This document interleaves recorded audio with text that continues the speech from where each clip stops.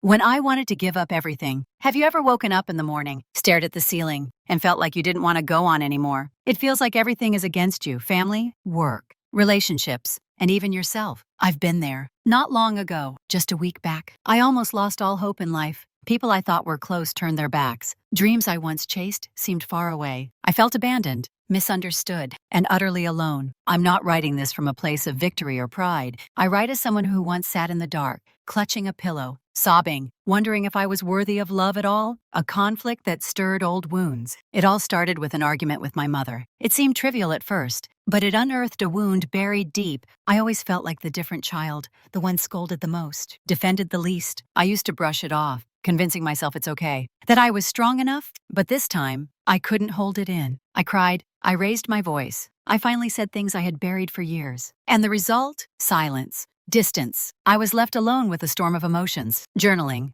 How I found myself again. In that desperate moment, I grabbed a notebook and began to write. Not poems, not complaints, but a conversation with myself. Why are you angry? Why does it hurt? Who hurt you? And what do you really want? The words flowed. From the anger that my mother didn't defend me, I uncovered the true pain. I had never stood up for myself. I was the first to abandon me. I wrote, since you were little, you had to protect yourself. And now, you're still trying to please others, instead of listening to your inner voice. What do you need? You need yourself. I realized I needed to become the parent, the protector, the best friend I never had. Negative emotions are not the enemy. We're often taught that anger is bad, jealousy is shameful, sadness is weakness. But I've learned that these emotions are like compasses, pointing to what's broken. Anger shows where our boundaries are crossed. Jealousy reveals what we long for. Sadness tells us where we need healing. I used to run from emotions. I'd play happy music, watch comedies, force myself to be positive. But the sadness didn't disappear.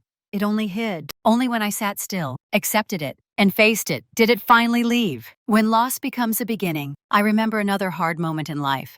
I was kicked out of my house. Sounds harsh, doesn't it? But behind that event was a disguised miracle. Back then, I was drowning in depression, barely leaving my room. I begged the universe for a sign, a turning point. And what happened? I was pushed out of my comfort zone. Painfully, I couch surfed at friends' places, looked for jobs, hustled. But during that time, I started writing, sharing my emotions, and slowly building the career I now have. It all began with what seemed like an unbearable downfall. Sometimes, loss isn't the end. It's the door to something new. Trust the signs and your intuition. We live in a world full of signals. Sometimes, a chance meeting, a random article, or a recurring dream can be messages from the universe. I used to ignore my intuition, and every time I did, I ended up hurt. But when I started listening, really listening, miracles began to unfold. Once, I was unsure about a relationship. Logic told me to stay, but my heart felt heavy. I chose to walk away, and weeks later, I learned a truth that would have deeply hurt me if I had stayed. Intuition isn't loud, but it's usually right. Learn to trust it, learning to be your own companion. Here's a hard truth. You're the only one who will always be with yourself. You may break up with a lover, grow apart from friends, even lose family.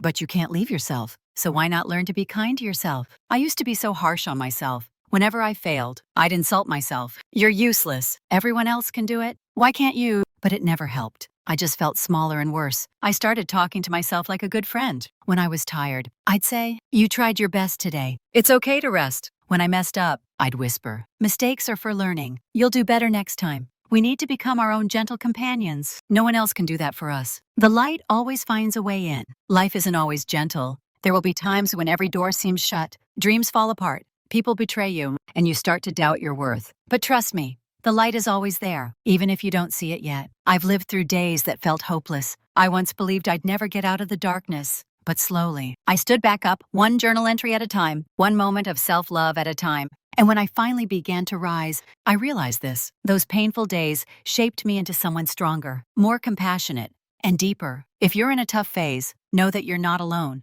And the beautiful truth is, you don't need to be perfect to be worthy of love. You just need to be yourself, and brave enough not to abandon yourself again. Cry if you need to. Write it down. Breathe. Rest. Then rise again. Because I believe that if you don't give up on yourself, life won't give up on you either. You're on a journey back to yourself, and it's the most worthwhile journey you'll ever take.